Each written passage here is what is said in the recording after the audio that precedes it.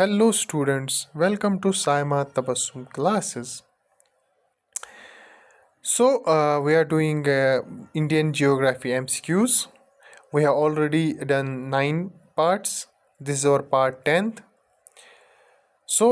Let's begin. Consider the following statements.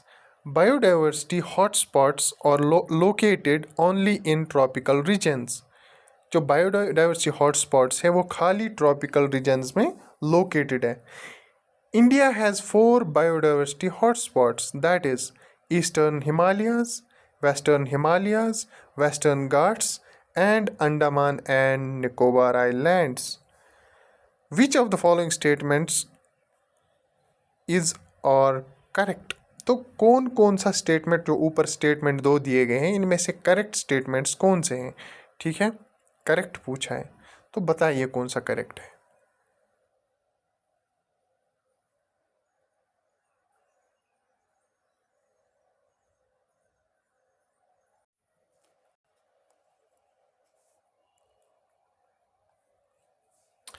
So both the statements are incorrect. Yes, India has 4 biodiversity hotspots, but कौन कौन से हैं वो मैं आपको बता देता हूँ. ठीक है, एक तो वेस्टर्न घाट्स है, द हिमालयाज है, द इंडो बर्मा रीजन है एंड द सुंदालैंड रीजन है. ठीक है, that means Nicobar Andaman islands ये सब नहीं है. ठीक है, सो The western coast of India receive very high rainfall in summer mainly due to western coast of India जो है वो समर में वहाँ पे बहुत ज़्यादा रेनफॉल होता है. किस वजह से?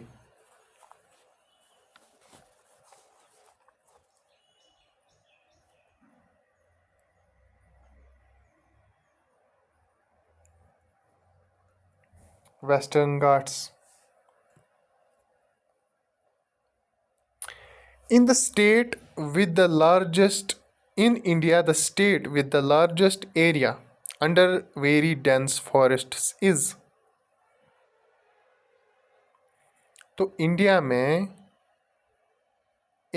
कौन सी state with largest area under very dense forest किस स्टेट में है?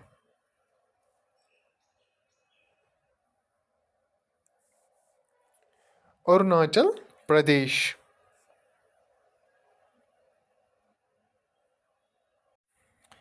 Which of the following statements regarding red soils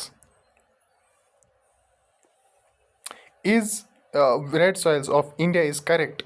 तो फॉलोइंग जो स्टेटमेंट्स है रिगार्डिंग रेड सॉइल्स तो करेक्ट इनमें से कौन सा है? ठीक है, the colour of the soil is red due to ferric oxide content. क्या ये रेड इसलिए है कि इसमें फेरिक ऑक्साइड है? Red soils are rich in lime, humus and potash.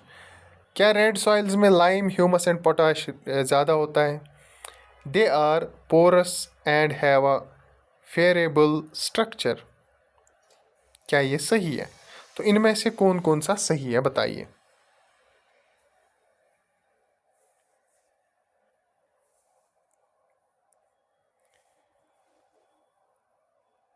One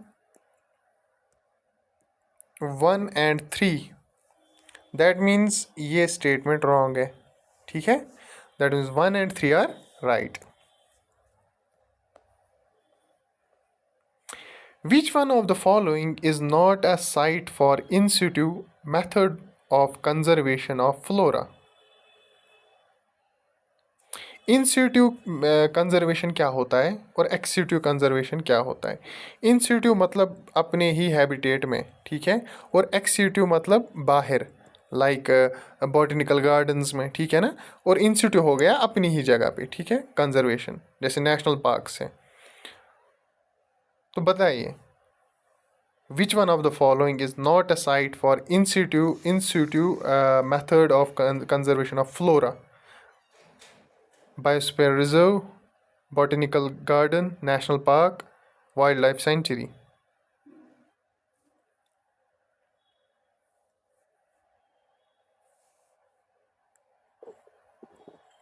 botanical garden में मैंने अभी बोला था ये एक्सिक्यूटिव होता है. ठीक है ना, तो biosphere reserve, national park and wild life sanctuary institute होता है, ये आप नोट कर लीजिए, ठीक है। क्योंकि देखिए ये एक नेशनल पार्क है, तो यहीं पे कंजर्वेशन होता है, ना कि यहाँ से एक चीज़ ली फिर कहीं पे रखा है उनको, ठीक है। अगर ऐसा करते हैं तो ये वाला बनता है एक्सिक्यूटिव, जैसे बॉटनिकल गार्डन है, ठीक है, समझ रहे हो। The Himalayan range is very rich in species diversity, which among the following is the most appropriate reason for this phenomena. जो हिमालयन रेंज होता है वो वेरी रिच स्पीशीज डाइवर्सिटी होती है वहाँ पे, तो क्यों होती है।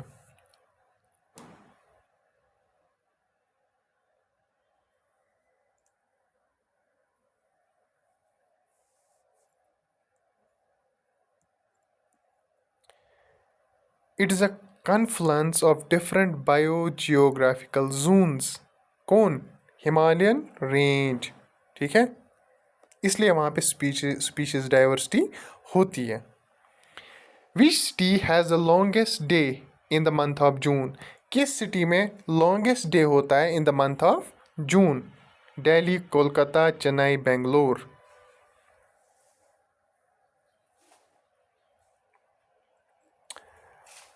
कोलकाता। पेन ही काम नहीं कर रहा, ठीक है, कोलकाता।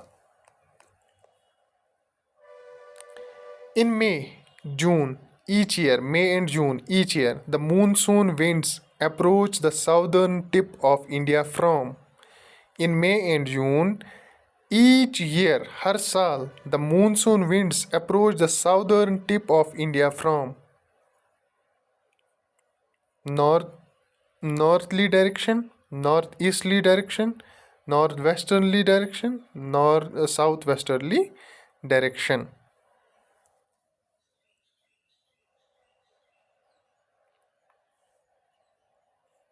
South-westerly direction. याद रख लेना, ये बहुत ही इंपॉर्टेंट क्वेश्चन था। The rains along the western coast of India are cyclonic, convectional, orographic, monsoonal. जो वेस्टर्न कोस्ट से रेन्स होती है वो क्या होती है? वो साइक्लोनिक होती है, कन्वेक्शनल होती है, ओरोग्राफिक होती है, या मॉनसूनल होती है?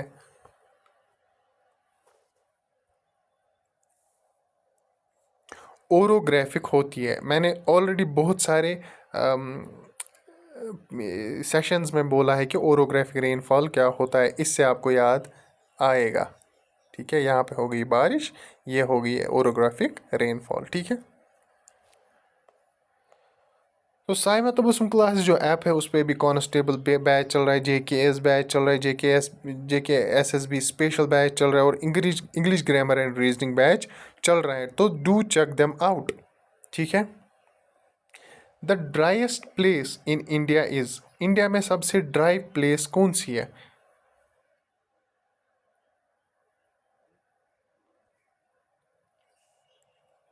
लेह। लेह इंडिया में सबसे ड्राई प्लेस है।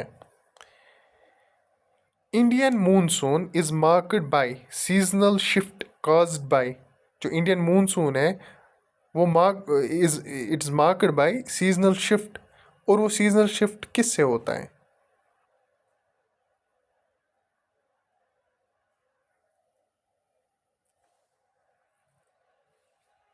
बताइए।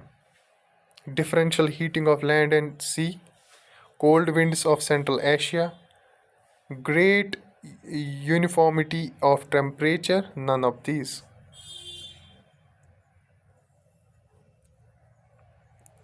Differential heating of land and sea, इस वजह से सीजनल शिफ्ट होता है, ठीक है। Rainfall in India is not associated with, जो इंडियन रेनफॉल है वो किसके साथ एसोसिएटेड नहीं है? Orography, convection, cyclones, anti cyclones.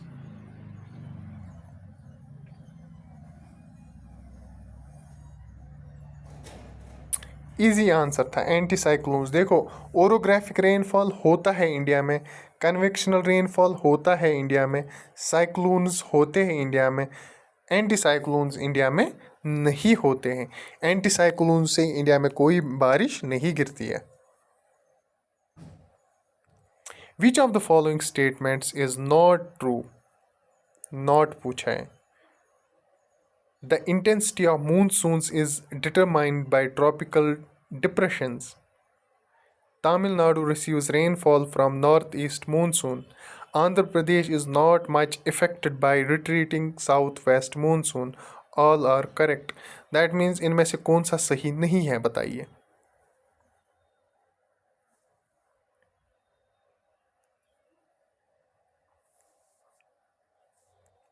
All are correct. So thank you so much for joining. ये हमारा आज का सेशन था, बहुत ही इंपॉर्टेंट क्वेश्चंस है ये, ठीक है ना। और जितने भी मैंने क्वेश्चंस आज तक कराए, जितने भी पार्ट्स में, वो बहुत ही इंपॉर्टेंट क्वेश्चंस है, हर एक एग्ज़ाम में आ चुके हैं, इसलिए वो क्वेश्चंस हम यहाँ पे लाते हैं, ठीक है। सो अगर आपको ये पसंद आया ये सेशन, तो डू वॉच अदर सेशंस जो हमने ऑलरेडी इससे पहले किए हैं, and do check our app Saima Tabassum classes out. वहाँ पे अभी जो सारे कोर्सेज हैं चल रहे हैं, ठीक है। सो एक आपकी जो प्रिपरेशन है उसको डायरेक्शन देने के लिए आपको कोर्स की नीड पड़ती है, क्योंकि एक डायरेक्शन से ही आप एग्ज़ाम क्वालिफाई करते हो। आप एग्ज़ाम क्वालिफाई नहीं करते हो कोचिंग सेंटर्स ज्वाइन करने से या कुछ भी चीज़ करने से, जितना भी मटेरियल पढ़ो उससे एग्ज़ाम क्वालिफाई नहीं होता है। एग्ज़ाम क्वालिफाई होता है एक डायरेक्शन से। अगर किसी के पास डायरेक्शन है कि सपोज़ आपके पास ABC है, बस आपको इतना पढ़ना है, वो एग्ज़ाम क्वालिफाई करेगा। अगर आपके पास 10 मटेरियल्स है, आप 10 के 10 पढ़ोगे तो आप कंफ्यूज हो जाओगे, ठीक है। Thank you so much for watching.